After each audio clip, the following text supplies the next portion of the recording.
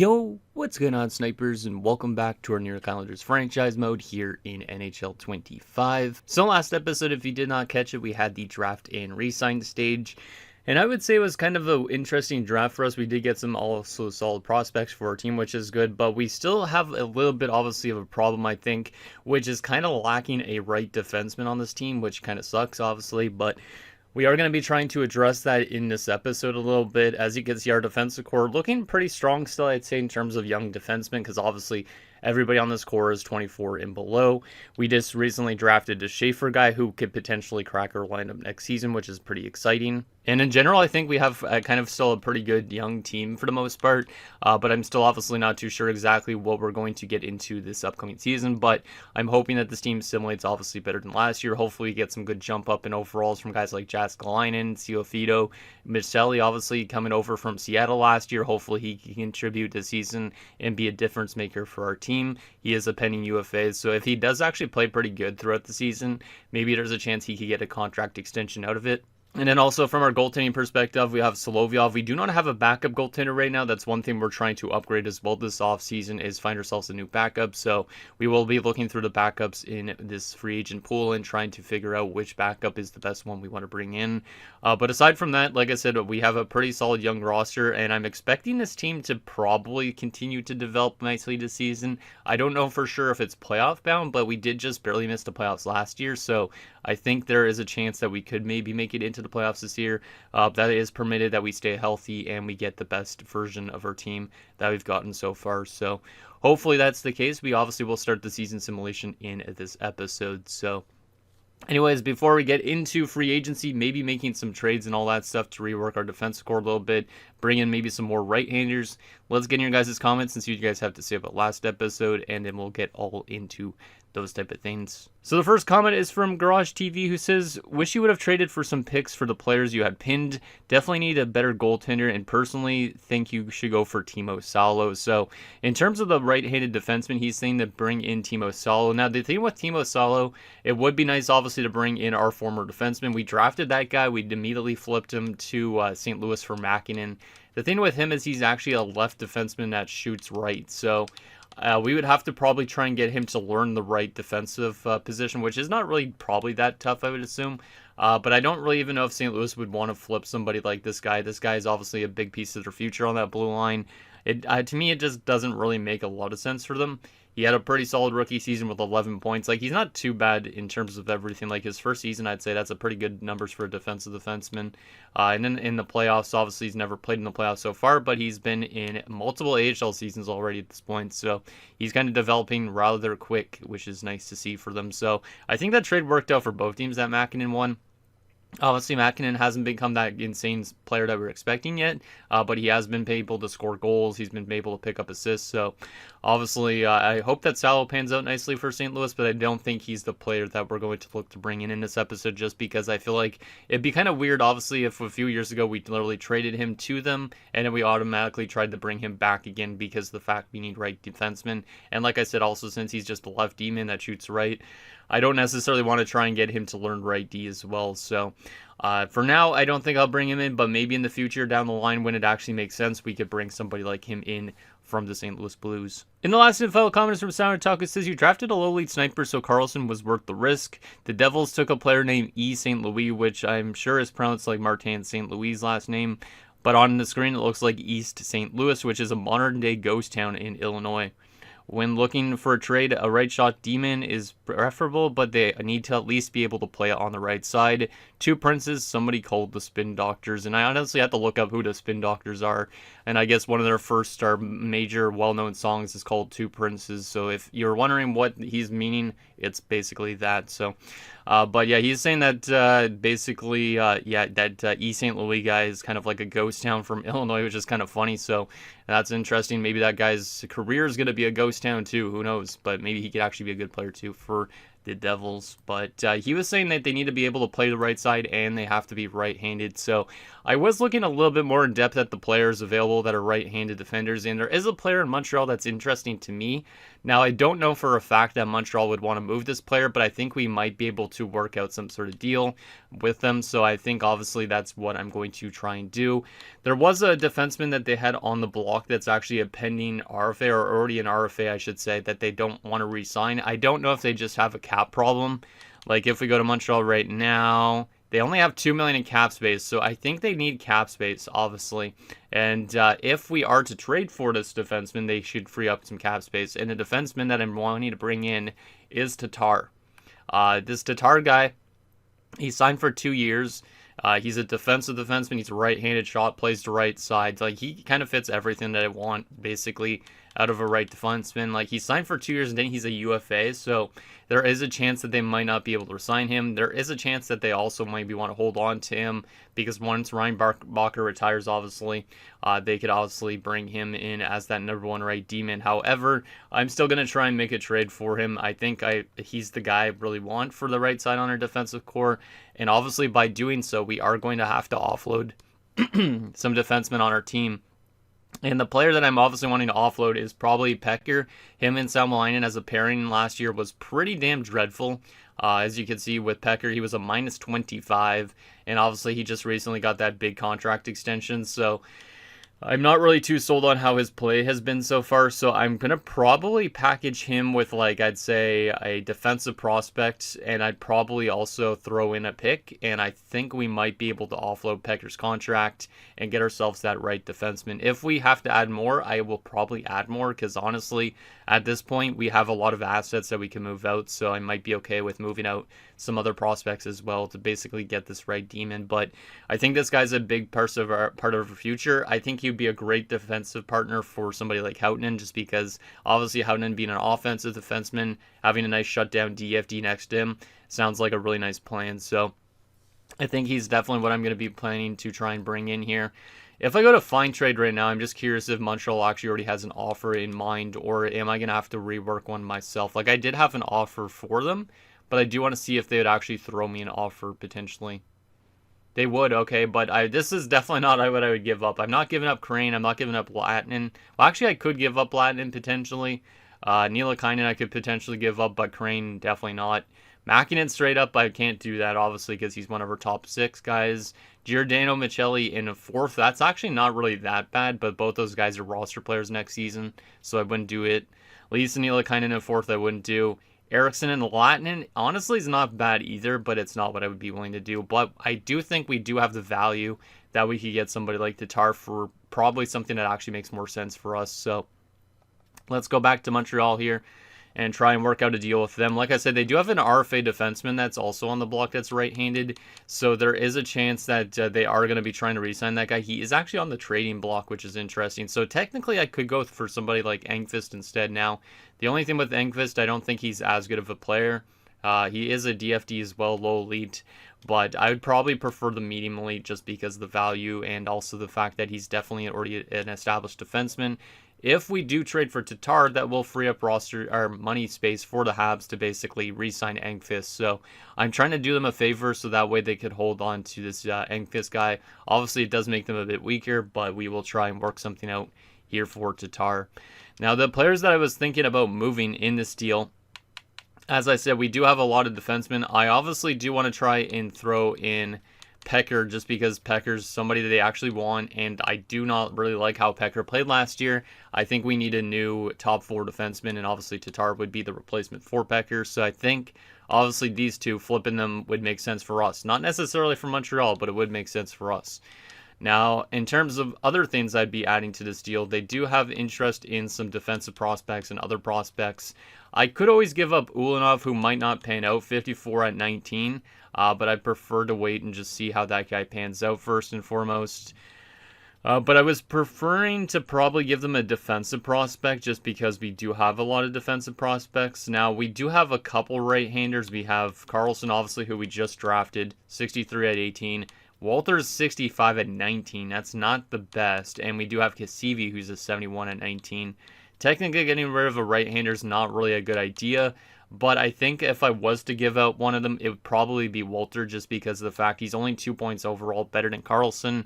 And he's also 1 year older. And I think Carlson could be a higher overall by the end of the season. So I think I honestly might throw Walter into this deal, even though he was a second round pick. He's another offensive defenseman too, which in my opinion, I feel like we have kind of a lot of those type of guys. So I am willing to throw somebody like Walter into this deal and see if that helps out things a bit. So we do get rid of a right defensive prospect, but we also upgrade our right defense right now instead of waiting a few years. And then Pecker, like I said, I don't really need to have anymore. Now we also will have to add a pick to this trade, obviously, or multiple picks maybe even. But I am willing to part with either a second rounder this year and a second rounder next year, or a second rounder this year and a third rounder next year, something like that, to get it done. So I will add our second rounder for this upcoming year as well. And I think the value should work, basically. They want all three of these things. Now, they are taking on a weird salary with Pecker, but they are getting a solid defenseman back in a way. And they get a prospect. They also get a pick. We get a guy that's going to be a UFA within 2 years, but I'll likely try and re-sign this guy because I think he's a big piece for this defensive core if he ends up panning out here, which hopefully he does, obviously, because or else this trade might look pretty bad. But I think this will definitely help our right side a bit. Tatar is not necessarily the best fit with this coach, but he might fit our penalty kill. Like I said, we might even look into some coaching adjustments this offseason potentially too. So, yeah, we're going to try and throw this deal to Montreal and see if they'd accept it. So, Pecker, Walter, and a second-round pick for Tatar. Would that work? That is rejected. They don't like the value. So, if I add in a third-rounder for next year, would that make the value a bit more close? That's still rejected. Okay. Yeah, definitely I thought it was going to be a little bit tougher than what we were throwing them. We could do multiple seconds. I honestly don't care about second round picks that much. Like, sure, they could end up being really good steals, but we got to kind of throw a lot at the Habs to get this player. And I think this is one of those type of players that could definitely help us play a better defensive game. Also can maybe contribute offensively too, because Tatar last year had 24 points as a DFD, which is not really that bad. So I think he could also bring maybe a bit of offense to our team. Not as super much, but he could definitely shut down the opponents for sure. So would this work? 2 second-round picks, Walter and Pecker. That's a little bit low. Okay, it says just a bit low. So we should be able to easily throw in like a late pick here and get it done. So if I throw in our 7th for this year as well, I know it's a lot of stuff to give up here, but I think this is something we got to do eventually. We're at that point where we need to start turning this team into a winner. So would this work? 2 seconds, a 7th, Walter, and Pecker. And that's accepted. So there we go. A pretty big blockbuster trade, I would say. It might not end up being the best trade in the world, but we got rid of Pecker's contract. A lot of players aren't too happy about it, so I guess he was a good morale player. But Tatar's a pretty big player, I would say, for that right side on our defensive core, and I think that definitely makes us stronger. Like I said, we did have defensemen that were expendable, but now you can see our defensive core here. We have Howden and Tatar as that 1-2 punch. We have Boyd and Salmelainen, which would probably be our second pairing, hypothetically. Both of them could play lefty and righty, technically, which is nice. And then our top 6 pairing would be Sierra and Schaefer. Latinen technically should probably be in our lineup next season, but he might be a depth defenseman. If he's not, that's kind of an interesting one, though, because I should probably use somebody that's actually a depth defenseman as a depth defenseman. We might have to still sign a depth defenseman, and that way Latinen could be back in the AHL maybe for 1 year, because he's only a 77. He did play relatively well last season, but maybe another year in the AHL is not a bad thing. So I might still look for a depth defenseman. Yeah, I think I'll probably look for a depth defenseman that's right-handed. And then we'll obviously look for a backup goaltender. And then from an offensive standpoint, I don't think we need too much. Yeah, I don't think we're going to need any forwards. Now, technically, we could upgrade people in our forward group, but I think the defensive core was the area we need to upgrade the most.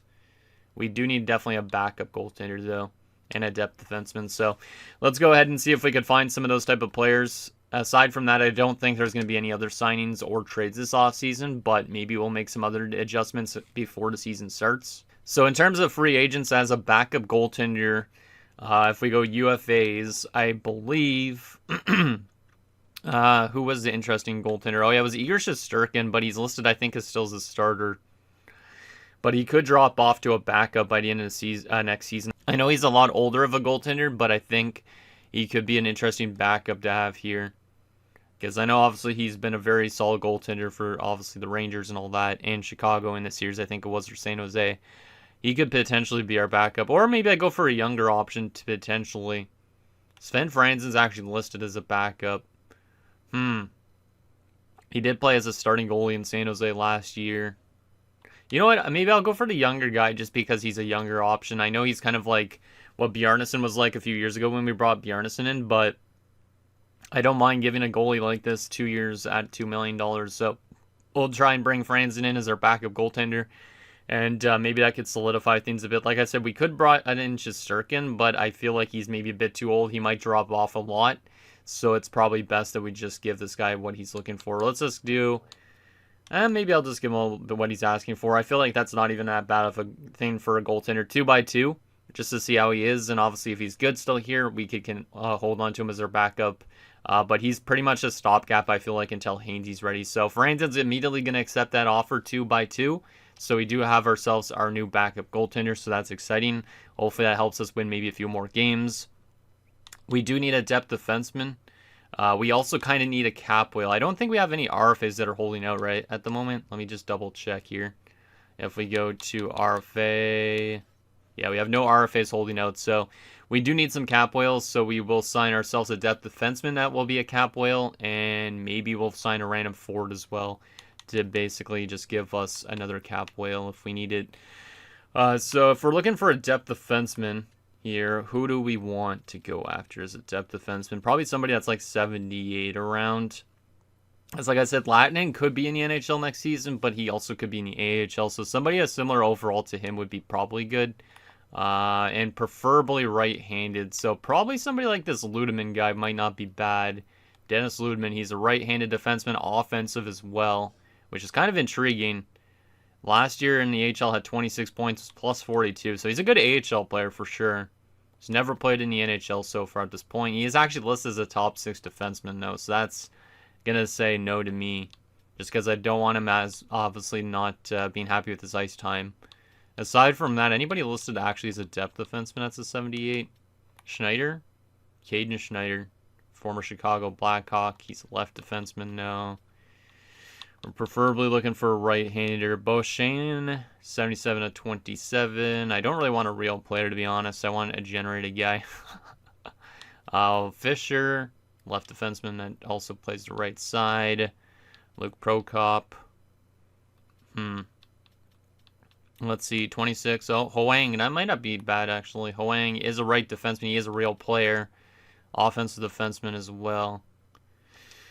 Do I want to use him as a cap whale? He's never played in the NHL so far at this point. I feel like maybe we'll just still go for that other guy that is actually listed as a top 6, even if he complains about his ice time a bit.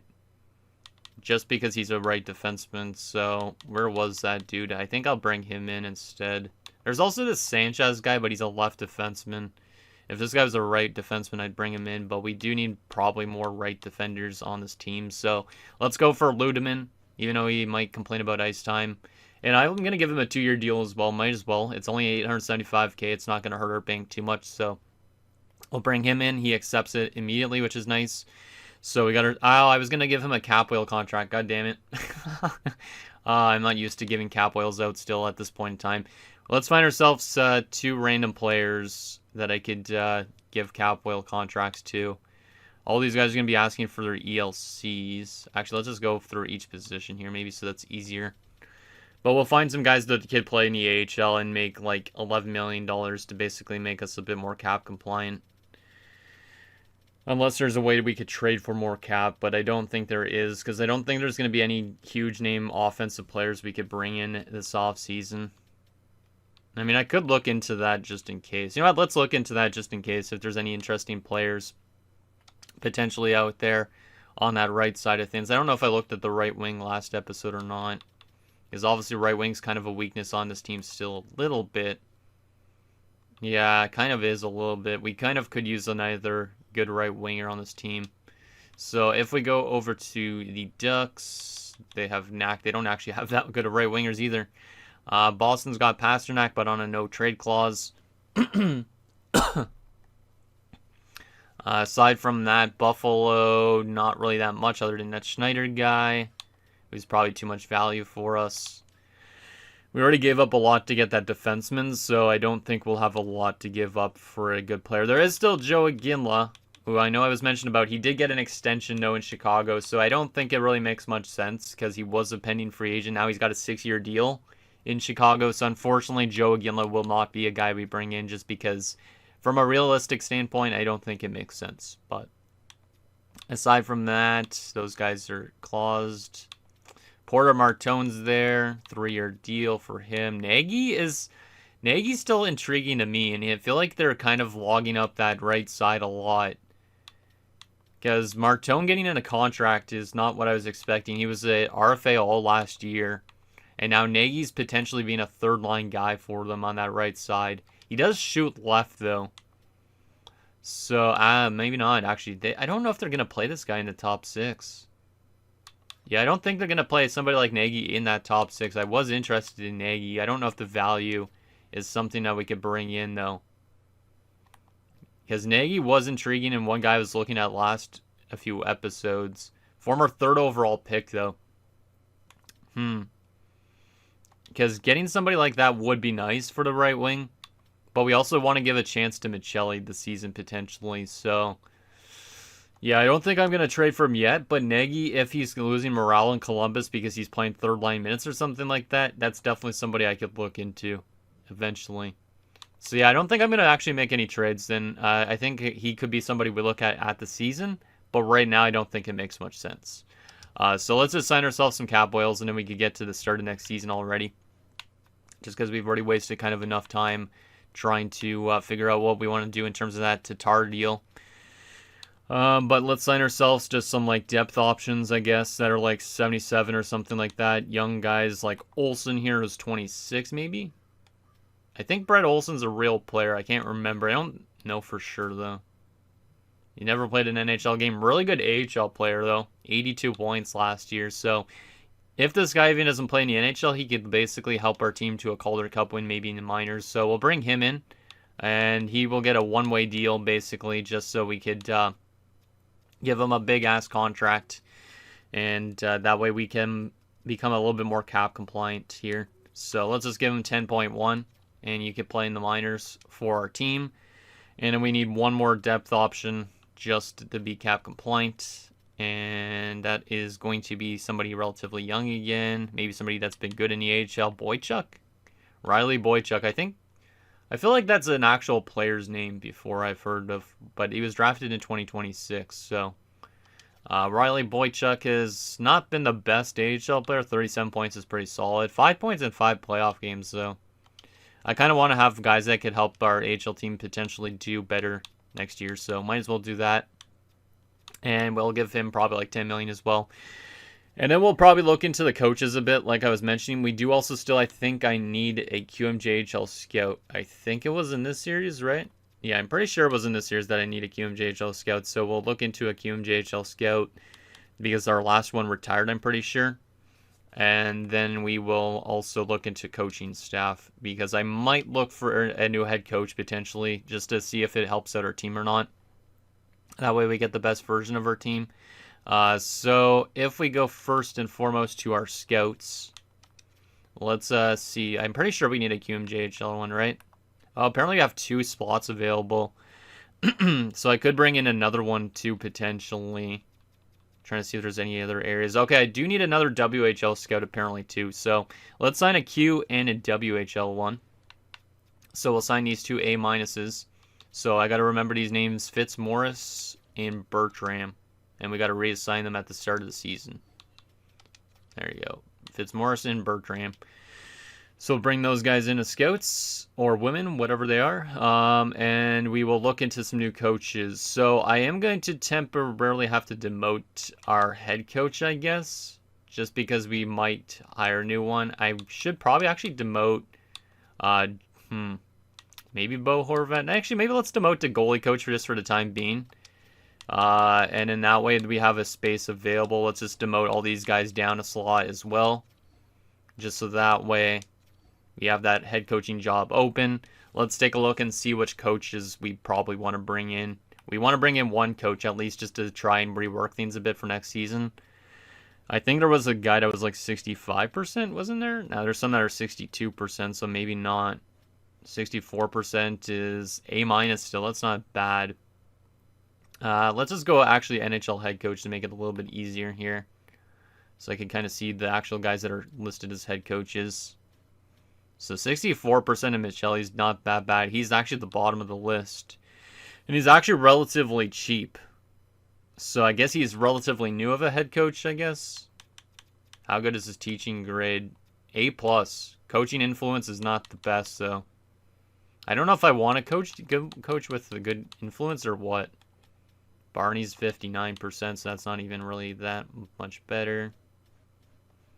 We could go for one of the 62s, but I believe they're both physical coaches, which I don't really know if I want a physical coach. Let's see. This one, yeah, two of them are physical coaches. I don't know about the defensive coach either. I feel like we need a forward coach because we're not scoring a lot sometimes. So maybe we go for a generalist. Maybe we bring back Rizzy, to be honest. Maybe we bring him back. There's also Maxwell Cashman. Let me take a look at both those guys. Teaching grade. You know what? I might honestly bring back Rizzy. He was our head coach a few years back, and I think, yeah, he hasn't been a head coach of ours for 3 years. So most of these guys that are on our roster right now were early into the careers at that point in time. But as you can see, since he's left us, he's won a Stanley Cup. So I think I'm going to try and bring back Rizzy. He might not be our head coach next season, but I am going to try and bring him back and just see if that changes anything with the team. But he might end up being like an assistant coach or something instead. But I want to make sure our coaching staff is a little bit stronger. Because if our coaching staff gets stronger, I think that could help us out a lot. So we'll see if he wants to come back to the Islanders or if he just hates us because we let him go. And aside from that, I think that's all we need to do in this offseason. So let's go ahead and advance today and just see if the coach accepts, of course.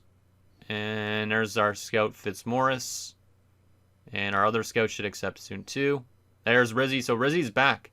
He said, we've really started off on the right foot by offering me a role so ideally suited to my skills, so I gladly accept. So let's hope that Malachi Rizzy could come back to his team, and maybe he's actually a really good fit for his team. So if he's not, like I said, he could be an assistant coach and help us out a bit. But I do like having experienced coaches that have good ratings and all that. So maybe he would push somebody like Bo Horvat to the AHL for a little bit.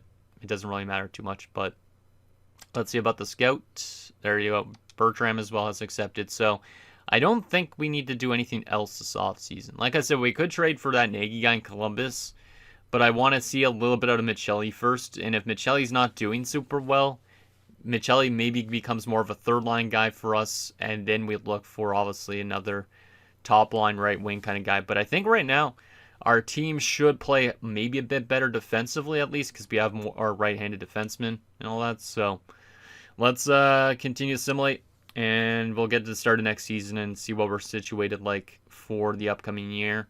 I just really hope that this is a better season ahead for this team. Because ever since we obviously started going into this rebuild, it's been a good time, obviously, building up this team.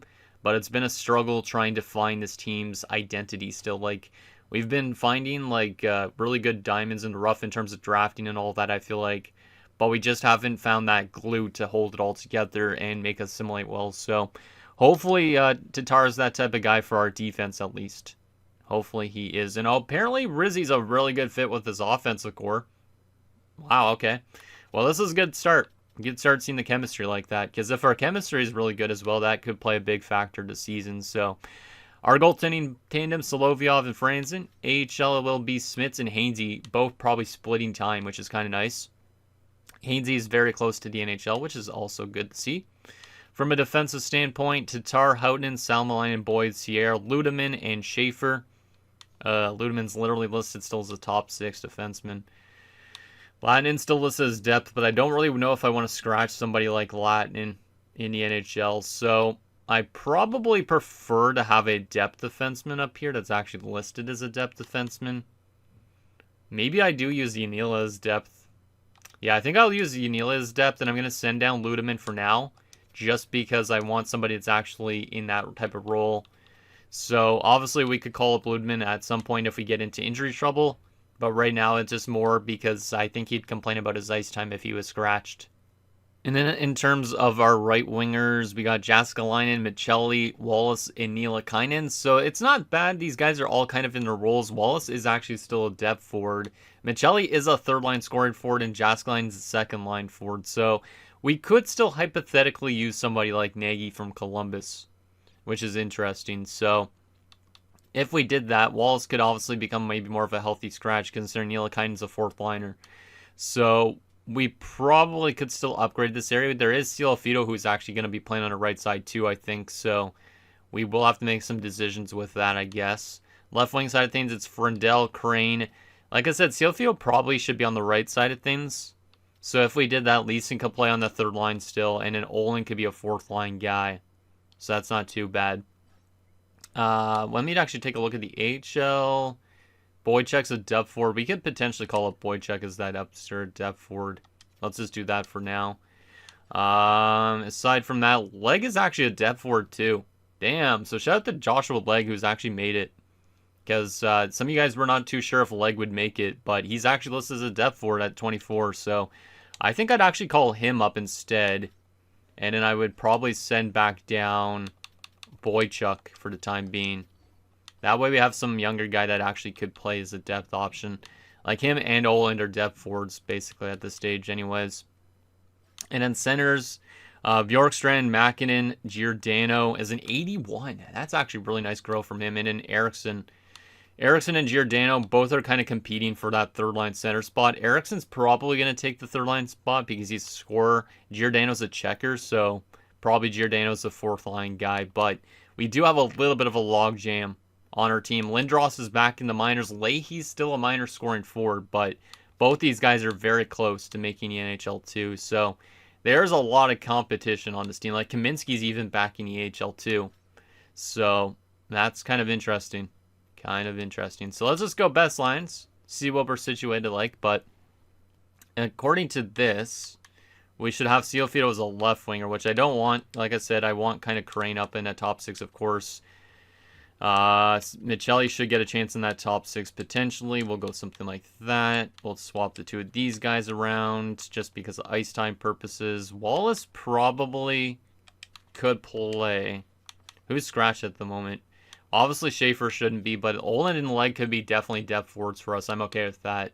We probably should have one that's actually centered though, not just two left wingers. I'd like to give a chance to Leg as a depth forward, I feel like. Olin was just a random signing a few years back.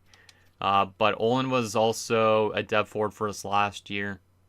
Maybe I'll just use them both as depth options for now.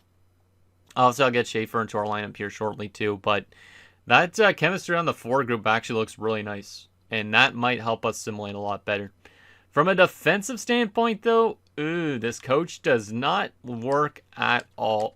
Oh, I can see why we maybe got rid of him. Oh my goodness. Okay, so that's a little bit problematic. Why is the forward side of things so good and then the defense is so bad? God damn, I was not expecting that in the slightest. Oh my goodness. Okay, well, I do need to find a way to rework this, I think. I do need to find a way to rework this. So, I guess the current head coach will not be our head coach. As long, like, I mean, the offense, like I said, is fantastic, but defensively, that just looks atrocious. Special teams don't look that great either, to be honest, with his chemistry. So, yeah, I can kind of see maybe why we got rid of him. But damn, that kind of sucks. Because when I saw the forward group, I was like, hey, maybe this is the right coach for us. But no, defensively just does not work whatsoever. So let's go back for a second here. And we are going to readjust the coaching staff a bit. See if we could get rid of that negative stuff on our defensive side of things. But we will basically... We have actually 8 out of 8 coaches. Oh, man. I got to fire an AHL goalie coach for the time being. Just to free up the roster space. But let's see who is actually the better fit for our team as a head coach. So, Rizzi, who we just brought in, 57%. Yeah, that's actually kind of low. We'll demote him for the time being. Bonvi as our head coach, 54. Oof. Oh, yikes. This is not great. We might need a different coach still. Bo Horvat as head coach. Would that work? 55. Not really. Not really at all. And then Jenks is a head coach. 62. Jalen Jenks is the guy. Okay. Jalen Jenks is the new head coach. The worst scheme fit was Bonvie, I believe. So Bonvie will become the goalie coach. Actually, Straka needs to be back to being the goalie coach, I think. So we'll go Bonvie. Actually, we'll move. Yeah, we'll move Bonvie down to the AHL potentially. Straka could come up for a second here. Let me just rework things a bit here. So we'll do Straka as the goalie coach again like last year. And then we'll move Rizzy up as an associate. Yeah, I think that's got to be the plan. And an AHL coaching staff. How good does Gertzen fit the AHL? 57%.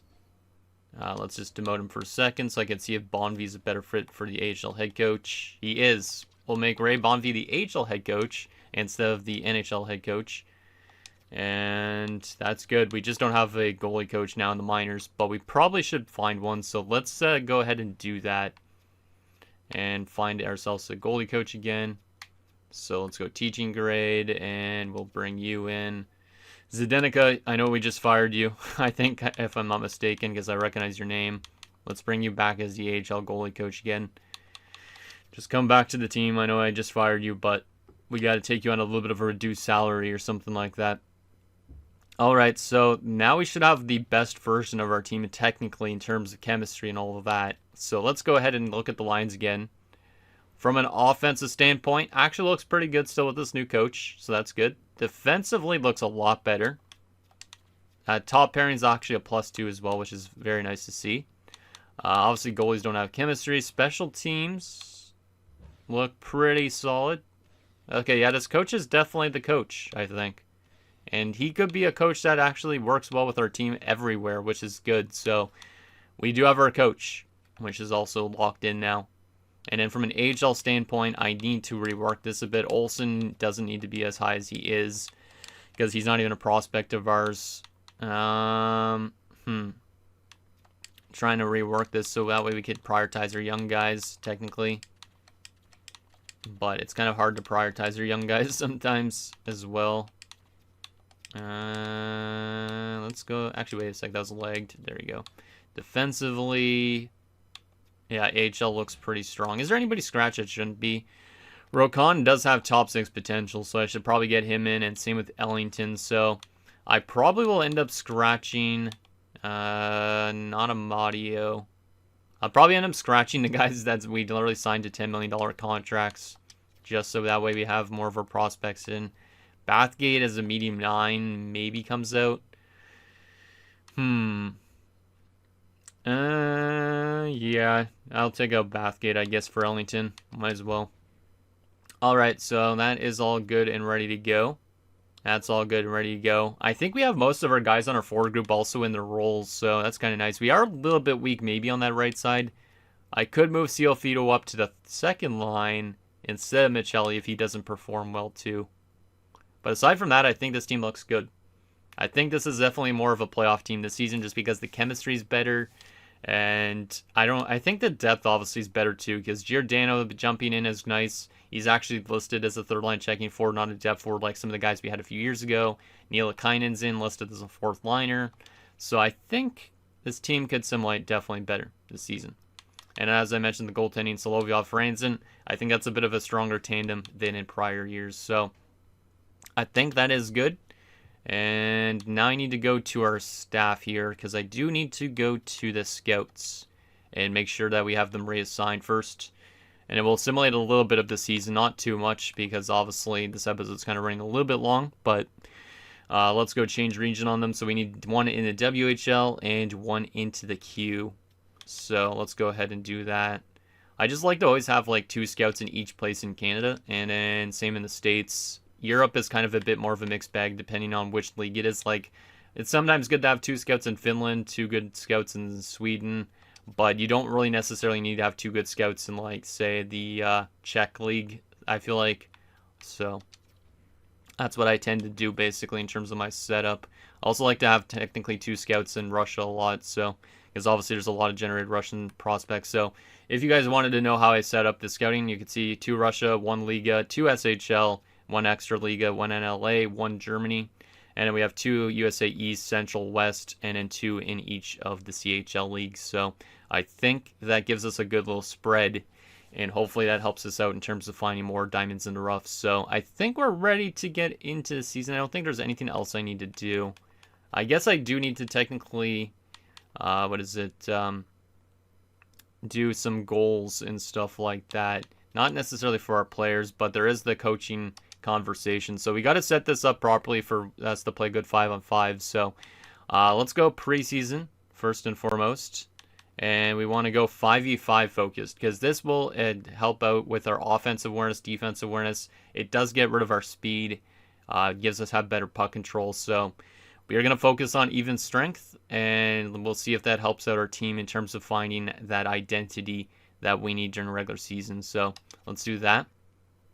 And then in terms of season goal, what does he think about our roster? He thinks it's good enough to compete for a playoff spot. He says there's kinks to work out still, though, which is interesting, because I feel like this team's good enough to probably make the playoffs, but he says to compete for a playoff spot. So there is a chance this roster's not strong enough.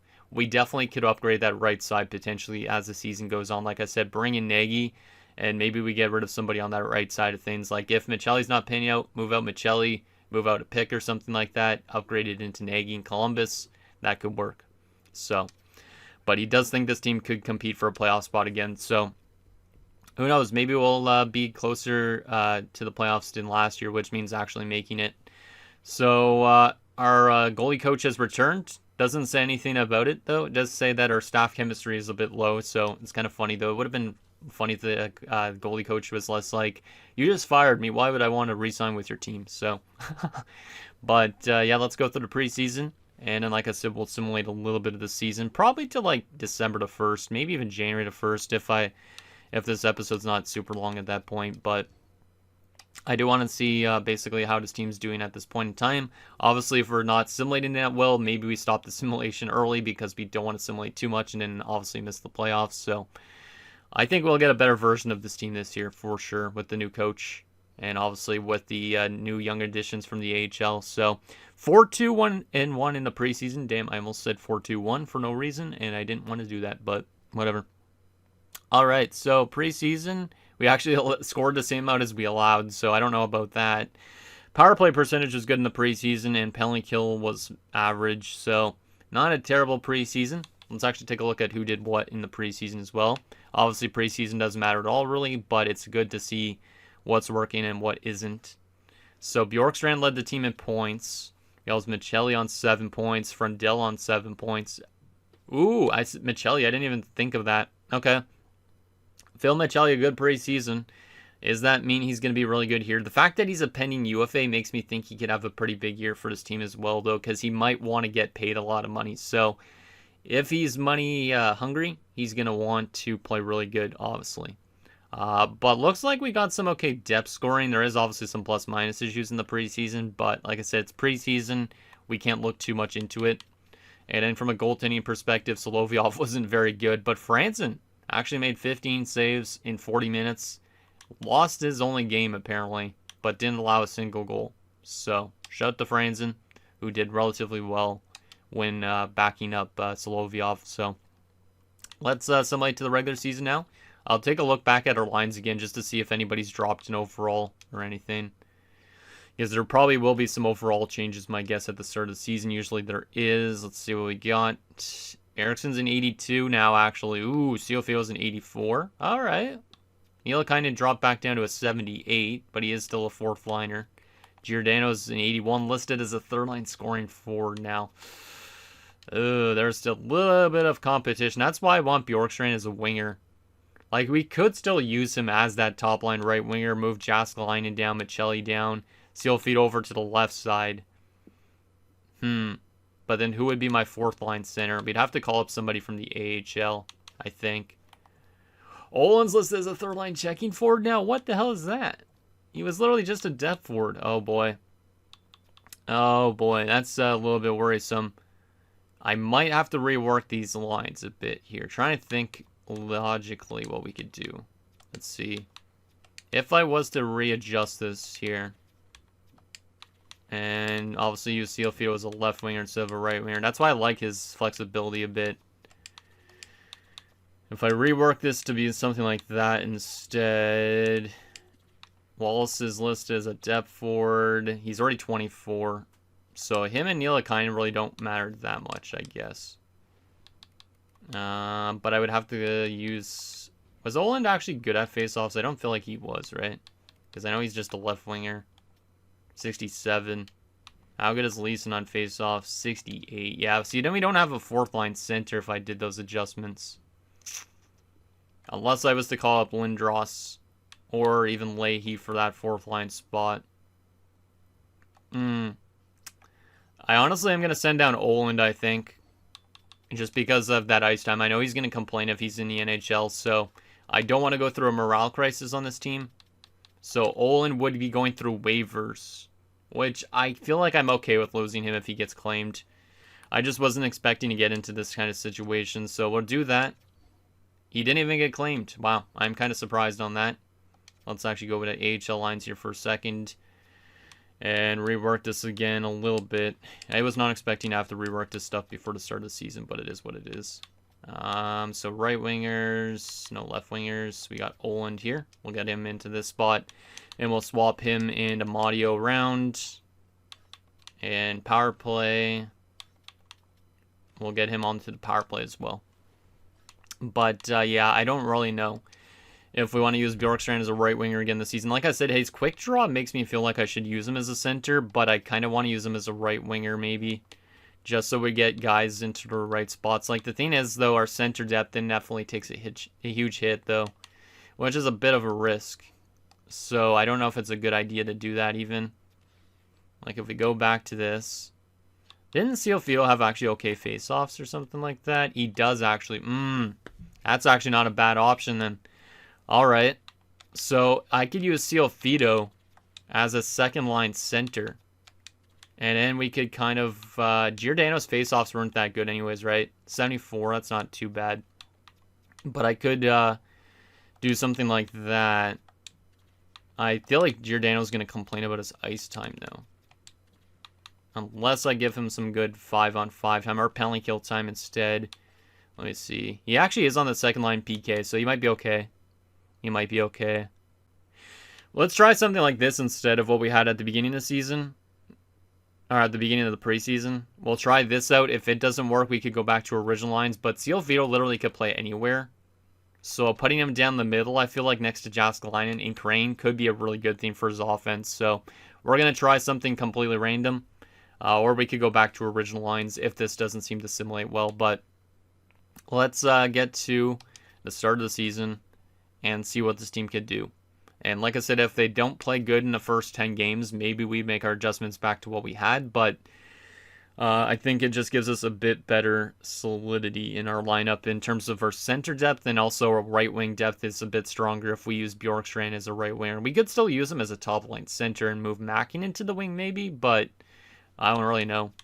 So let's go through our first 7 games. We do have a game against Montreal coming up, which is interesting. So that will be the return of Pecker, actually. Well, actually, it'll be the return, I guess, of Tatar because it is in Montreal. But let's go through these games and see if this team's off to a better start this year than it was last year. Sanchez is on waivers in Columbus. 78 overall. Oh, he was the guy that was a free agent that we were looking at that I said I wish he was a right defenseman. I don't really need somebody like that. We already have a logjam, so no thank you. We win our first game of the season 8-2 as Spencer Stastny's on waivers. Don't need him, but an 8-2 win to start the season. That's a really good sign. Good offense and good defense. Hopefully that continues all season long because that would be fantastic. We do lose to the Ducks though in the next game 3-2. Montreal, we win 5-0. All right. Philadelphia, we lose in a shootout. Still a point. Devils, we win in a shootout. Sal Malainen's already been injured with a neck strain, so he's out till November the 13th. So that's a little bit of a bad injury to have early in the season to our defense, but it is what it is. Nashville, 3-2 overtime win, and Pittsburgh to wrap off October. Unila's been injured now too, so both of our defenders have gone down. God damn it. Let me go replace player on that. We win 7-5 against Pittsburgh. We're 5-1-1 in our first 7 games. That's a good start. That's a good start. I do need to go to roster moves, though, because we've already lost 2 defenders to injury, which means I do need to go here and go to the AHL. I guess Ludeman would have to come up as that depth option, right? Yeah, I'll probably call up Ludeman. This is why I brought Ludeman in. I don't know if he'd get claimed on waivers if I send him back down. Probably not because of his cap hit, which is good.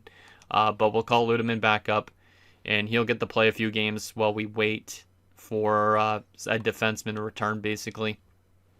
So we don't actually have enough defensemen in the AHL, which is kind of strange. So I guess we will give it to Boychuk since he's a cap whale. Ooh, that chemistry's terrible down there, man, on defense. Absolutely dreadful. God damn. Well, I don't really know how I can make that better. I could try and find a way to make it better for sure, but I don't know if there is a way, really. Let me see that chemistry here. Okay, so that one gets rid of 1. Obviously, playing Boychuk as a defender is not a great thing. There we go. That looks a little bit better. We'll see if that helps out that team a bit. And obviously, right now, since Leg is trying to play defense, it gives it a -5. However, lucky for us, we can move Boyd over there. And now that we have Ludman up here, getting Ludman in the spot makes it back to a 0 again. So I think that was a smart move, bringing in a guy like Ludman just in case. And he won't get claimed on waivers as well, which is nice. And holy crap, Solovyov's off to a really good start. I don't really want to look at stats right now, but he's got a .924 save percentage through these first 6 games of his season. So far, our defense is off to a good start. So maybe bringing in Tatar was what we were looking for defensively. Now, since we got off to a good start, though, is our team going to come crashing down at any point? Because in the past, we've gotten off to an okay start at times, and then we just don't play good afterwards. Like, it's inconsistent. But if we're really good at the end of November, this might be a completely different team than last year, which is nice. So let's go one more month, and then we'll take a look at some stats and see if, obviously, we need to make any adjustments going forward. But we do win our first game in November, and it's another good offensive game. Unila is back. I'll leave him scratch for the time being. I'll let Ludeman play because Ludeman will complain if he's scratched. So Salmelainen's back, so now we got to send down Ludeman just so he could get some more playing time back in the minors. Salmelainen's not fully healthy, but he should be. Salmelainen's up to an 84. Damn, our defense is actually looking nice, in my opinion at least. So we'll send Ludeman back down to the minors. He will not get claimed because of his cap hit, which is nice. It's good that he's a cap whale. Because if he wasn't a cap whale, I feel like he could get claimed by a team, but he isn't, which is good. And then from a defensive standpoint, obviously we'll come back in here and throw Salmelainen back in. And we'll put Salmelainen back on this side. It's not a -3. It says it is, but it's not, I don't think. And we'll take Boychuk back out in the AHL and get Ludeman back in here to make that chemistry a lot better. There we go. That's good. That's all set up. Let me just double check our defensive core. Defensive core should be good chemistry-wise. Yep. That is all good. Schaefer's already up to an 80 as well, so that will help us a lot if he grows a lot throughout the season. Definitely, we have a lot of decisions with the defensive core in the future, but this team's off to a good start this year. We do lose to Minnesota 4-1 there for our second loss only of the regular season. Let's see what we got here. We got Columbus, Pittsburgh, and Montreal this week. There is a 4-1 win. There's a 6-4 win. And there is a 4-2 loss. So that's okay. Chicago's a 3-2 loss. So back-to-back losses for the first time, I think, this season. We do beat San Jose. Rollins is injured in the AHL. We'll go replace player for the time being. We do beat... no, we do not beat Florida. We lost to Florida. We lost to Colorado. Oh, no. This is then the team falls off. No, it's not okay. So we were on a little bit of a rough stretch, 3 losses in the last 4 games, or 4 losses in our last 5, but we did beat the Flames, we did beat the Jets. 12-6-1 in our first 19 games at December the 1st. So I think that definitely means this team maybe has finally started to learn things. Obviously, the second half of the season could be pretty bad, but to start the season, things are looking good. Things are looking good. So I think this team might have learned finally how to play defensively, how to also get good goal scoring. So I'm interested to see what the player stats are looking like at this point in the season.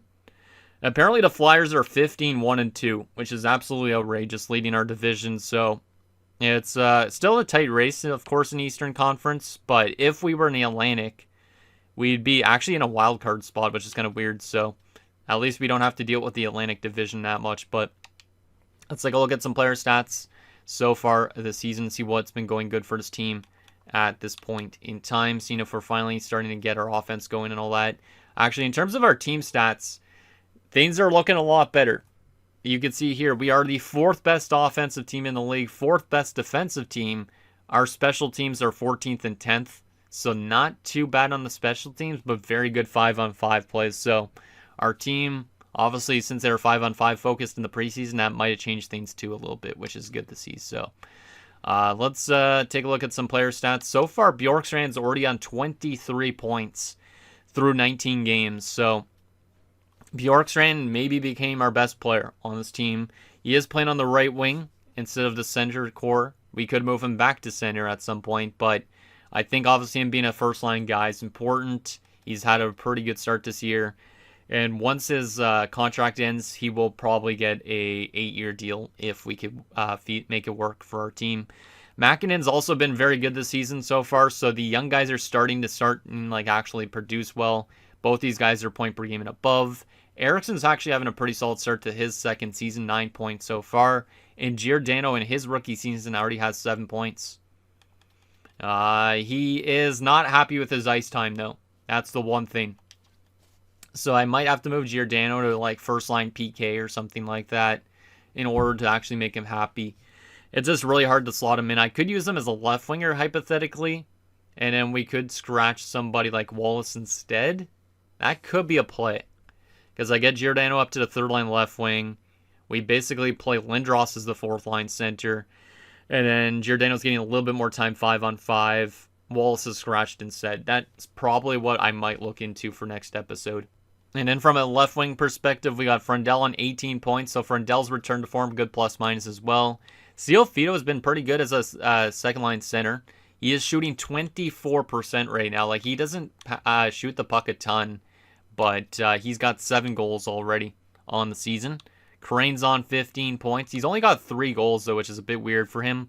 But he's been pretty good next to Ciofito and Jaskalainen. Maybe Crane's not scoring a lot because Jaskalainen is. I'm curious on Jaskalainen's stat line. Leeson's got 8 goals as a fourth line kind of guy. Or third line guy, actually, for that matter. I think it is, right? He's been off to a good start. And he's okay with his ice time, which is good. So far, the depth scoring has been a lot better this year, too. Right wing side of things, Michelli's not scoring a lot still, which is what we brought him in for. But he's got 2 goals only in 19 games. He does have 13 points, which is good, but maybe he is better suited as a third line guy. And then we need to still find a way to upgrade that right wing side of things. Hey, actually, maybe we are playing him as a third line guy. Maybe. He has been better this year, though, obviously, than he was with us last year for a little bit. But the fact that he isn't scoring goals is not ideal. Jaskalainen, on 7 goals, 10 points. That's not too bad. He's definitely not the most insane player we've ever brought in, but he's definitely going to give us goals at least a little bit, so that's not bad. Nielikainen's on 6 goals and 7 points, so it seems like the depth has been better for sure. Wallace is even on 7 points, so I like the way our offense is assimilating so far. From a defensive standpoint, Houghton's on 15 assists in 19 games, no goals so far for the OFD, but he is a -7. I don't know how him and Tatar aren't playing that well together. We brought in Tatar to help us out defensively, and him and Houghton have been pretty bad in terms of defense. Kind of weird. The rest of the team has been good, though. Like, the Sierra Schaefer pairing has been really good. These two guys are really young, too. Like, Sierra's early into his career. Schaefer's in his first season. Both have fantastic plus-minus.